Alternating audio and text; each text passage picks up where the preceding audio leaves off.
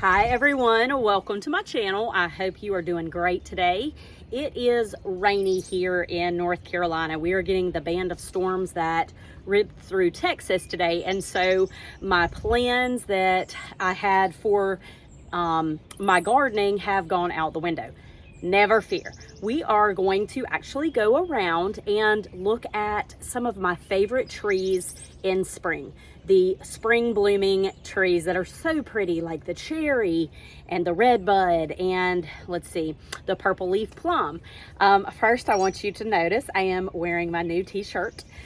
We are trying out some different t-shirts for my company, and so you're going to see a lot of these on my videos. So anyway, today I'm going to do a couple of different things. I am going to show you some trees. I am going to pot up some tomatoes, and I looked at the 10-day forecast, and we have 2 different nights of 30 degree, not 31, 32, but 30. And so that's why you always know when your last frost date is, which mine is April 9th. And so I cannot plant anything for a while. So I am going to go ahead and pot up my tomatoes that I grew from seed. I'm going to start some other seeds. Probably won't do that in this video today, but I'm just going to do a few odds and ends to combat the rainy day blues, and I'm going to take you along with me for that. So I hope that it is sunshiny wherever you are today and that you are having a great day. So we're going to go ahead and get started with our day. The first tree I want to look at is the saucer magnolia, or the Ann magnolia. Not 100% sure which variety. I think it is a saucer magnolia, but they have these beautiful pink blooms that are the first to come out, and then the leaves come after. And that's just a beautiful tree. I'll put a picture of what it looks like not in the rain. The next tree I want to talk about is the red bud. Look at these beautiful purple blooms all over the tree. Is this not beautiful and magical in all things spring? I love this tree. It's native here in North Carolina, so you see them throughout the woods. It's just, they are my favorite, and they have heart-shaped leaves, so how much better can it get? These just happen to be along the road at CVS, our local CVS here in Mebane, so thought I would share. Aren't they pretty? Next is a snow fountain cherry, or a weeping cherry. This has long white blooms. The people here have cut them off, but normally the limbs would be touching the ground, and the whitish pinkish flowers would be cascading all the way down to the ground. So this is a weeping cherry, or a snow fountain cherry. Next up is our state tree, the dogwood. They are just coming out with their blooms, so these are really hard to see, but these bloom white. There's pink. There's some with a pointy leaf called a Coosa dogwood. They are also native here in North Carolina and have a beautiful presence all throughout the woods. And this, my YouTube friends, is magnificent. This is a Yoshino cherry tree. Look at those blooms. Is this not gorgeous? I am in love with this tree. I love it every year. I look forward to it blooming. There is another variety that blooms pale pink, a Kwanzaa cherry, and so there's tons of cherries, but those are the 2. I'm gonna see if I can find a Kwanzaa for you, but this is a Yoshino cherry. And my forever favorite, the camellia, right beside a red bud. Isn't it just gorgeous? It's just growing right on the side of the road. Beautiful. Oh, so pretty. And here is a Kwanzaa cherry. It's the pink variety of a cherry, and just as gorgeous as the Yoshino. Here is a Bradford pear. The Cleveland pear is a better choice. Not a great tree to have, but there's something about them that I find still magical. They act like a big sail, and they do split down the middle pretty easily, so that's why they're not a great choice for the landscape, but I wanted to show you anyway. And here we have some phlox that is growing in someone's yard. Isn't that pretty? It's just a ground cover that blooms like carpets of little flowers in the spring. And I bring you the forsythia. These are so fun and they signal that spring is here. They are just a fun spring. Honestly, they form a hedge. They're bushy. The rest of the year, they're a really pretty bright green. They're just a very unassuming plant, but I wanted to show you these. These are a spring staple around here in North Carolina. Y'all, look at this cherry tree. Is this not the most gorgeous thing you have ever seen? It takes up the whole front yard. It is so beautiful. I just had to show you one more cherry. And here is my last tree. This is a purple leaf plum.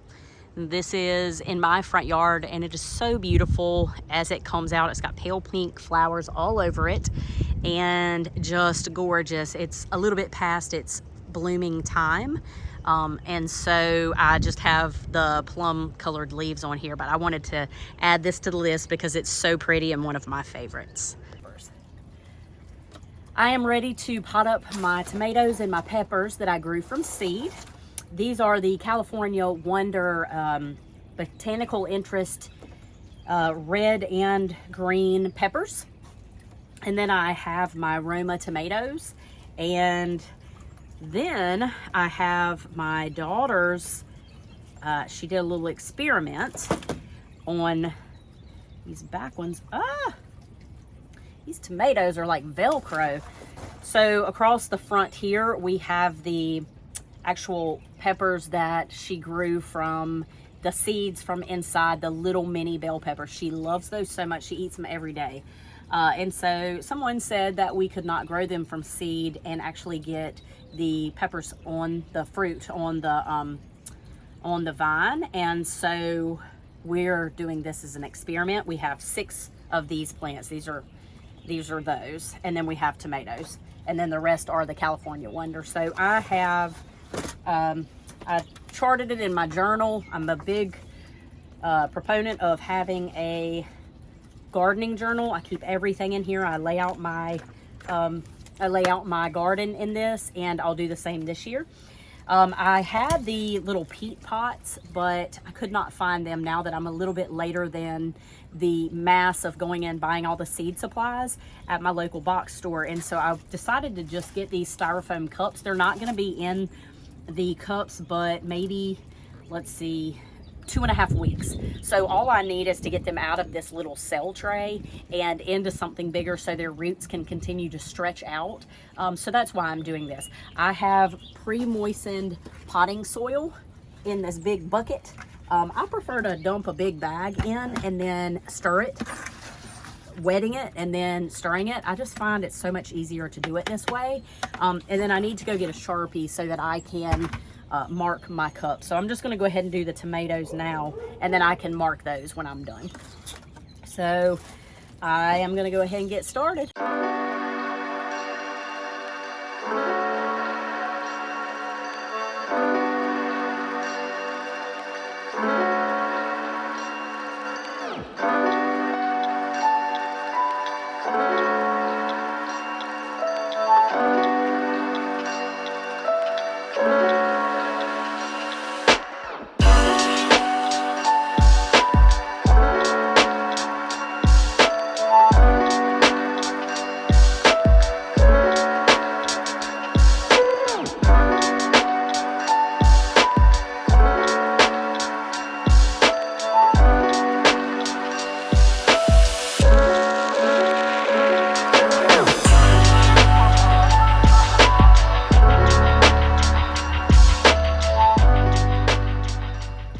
I have potted up all of my tomatoes and my peppers. Only had one casualty. I potted it, but with no leaves. I don't know. And it was my very best one. It had the biggest root system and the healthiest leaves, and it just broke in half. Those are the moments you want to cry. But I have many other ones, so I'm not going to dwell on it. We're going to move on. And so I have everything that I have planted so far in seed. I've only done vegetables. And then in my winter sowing pots, I have done some flower seeds. So these are all that I have to pot up. I'm going to go ahead and clean out these cell trays, and then I am going to start some new seeds to get those ready to go in the ground. And yeah, so that is about it for today. Yeah, I've got a lot of tomatoes. A good thing I love them, right? But I want to can them and I want to put them up. I've got a lot of Romas, and so I've got a lot of Romas and a lot of cherry tomatoes, so I've got to plant some other kinds now. So anyway, I want to thank you so much for watching. I want to thank you for being a part of my channel, and thank you every day that you watch, every video. I so appreciate you. I know that there's a million people that, you know, do the landscaping and the gardening on YouTube, and so I so appreciate you taking time to watch mine. And I hope you get a chance to go get your hands dirty, pot up your plants. I hope you get a chance to grow something from seed. It's an amazing feeling. If you've never done it, it's not hard. I started these from seed. I do have some grow lights, but half of them I did under grow lights, the other half I didn't. And so you don't have to have grow lights to get that done. So anyway, I want to thank you so much for watching, and I hope to see you again soon. Take care, everybody.